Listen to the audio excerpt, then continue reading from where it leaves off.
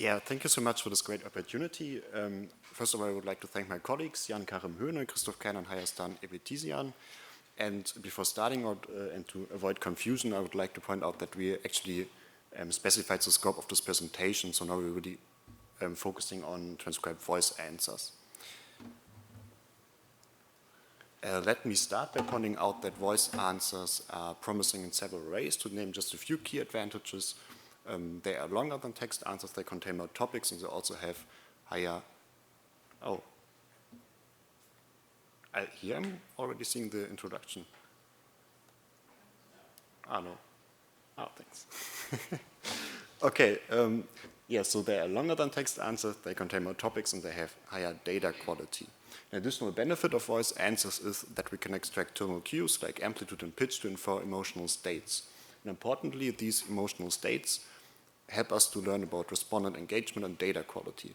And in addition, we can make in situ inferences of these emotional states in parallel to the substantive questions. However, this approach has some limitations. First of all, it is burdensome because it requires time-consuming data processing. Second, it does not consider the textual content of voice answers. And third, as a consequence of this, it's only possible for voice answers even though text answers are still predominant in a web service. So what we do in this study right now is to look only at the content of the transcribed voice answers and to apply two approaches to infer emotional states. So first we use traditional sentiment analysis to classify answers as positive, neutral, or negative in overall tone, and we use a transformer model to predict the probabilities for 7 discrete emotions. In particular, we address 3 research questions. So the first is, do respondents' emotional states inferred through sentiments and transformer models align with each other? The second one is, how sensitive are these inferences to manipulations induced by an environmental treatment? And the third one is, are respondents' emotional states related to data quality? Let's take a look at the study design. So we conducted a smartphone survey in Germany. We asked respondents 2 open voice questions at the beginning of the survey. The first one was on their in situ feelings. The second one was about their opinion of how the world will look like in 10 years. And we implemented an experiment in which we showed respondents either a picture of unhealthy environment or a picture of healthy environment. And as you can see in this visualization, this picture was displayed on a separate survey page in between the 2 voice questions. So the procedure was the same for all respondents. They first received the first voice question on their in situ feelings, then they received either the picture with the unhealthy environment or the picture with the healthy environment, and then they received the second voice question about how the world will look like in 10 years. Regarding our analytical strategy, we transcribed these voice answers using Whisper. We determined sentiments using the German SentiWS dictionary. So we used a dictionary-based approach to infer sentiments. To determine emotion probabilities, we used the transformer model XLM Roberta Large from Hugging Face. This is a model fine-tuned on natural language interference data. So this means in our case that it predicts the probability with which a particular emotion logically follows from an answer. We do this for 7 emotions, which are anger, disgust, fear, joy, sadness, surprise, and contempt. Finally, we use 2 indicators of data quality. The first one is answer length in terms of number of words, and the second one is the number of topics. Turning to our results, and before I show you the results for the first research question, I would like to show you 2 exemplary answers together with the inferred emotional states. As I have said, we use sentiment analysis to infer sentiments. So positive sentiment values mean positive overall tone, negative sentiment values mean negative overall tone.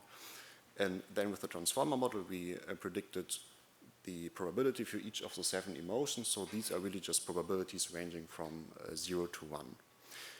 Then when you look at the first answer, this is clearly a positive answer showing positive emotions, and accordingly we have positive sentiments and we have high probability for joy and negative probabilities for our negative emotions.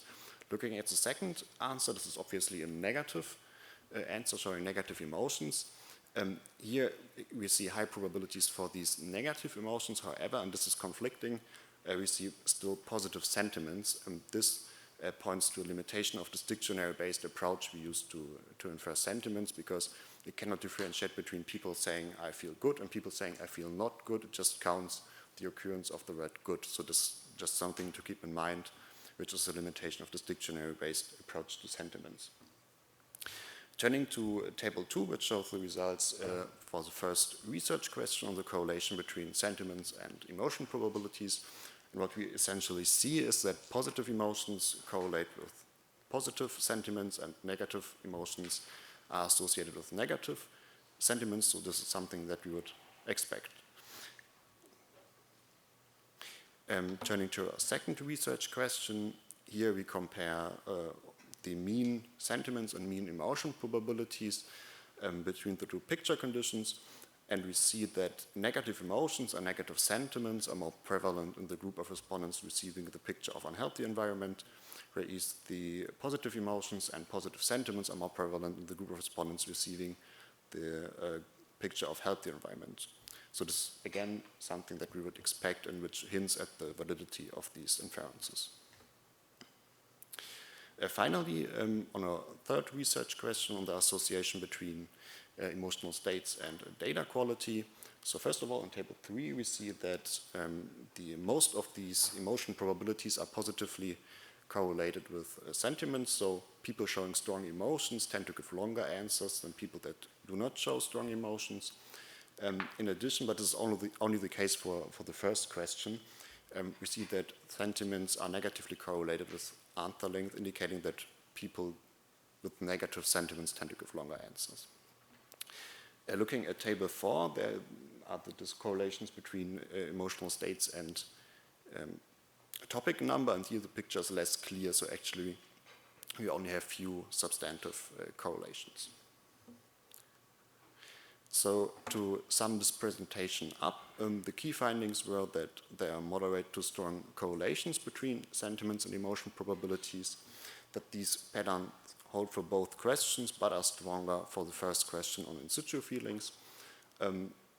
Second, the inferred emotional states were sensitive to the environmental treatment and in a way that we would expect. So negative emotions, negative sentiments are more prevalent in the group of respondents receiving the picture of unhealthy environment, and for the positive sentiments and emotion it's the other way around.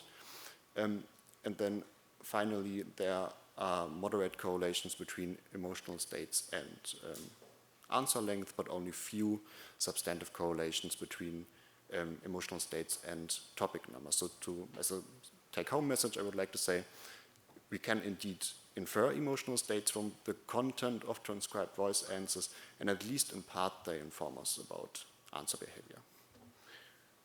Yeah, thank you so much. And we also put few questions on the slides where we right now thinking about. So I'm looking forward to your general questions and feedback, but also if you have some ideas regarding these questions, you're happy to share them.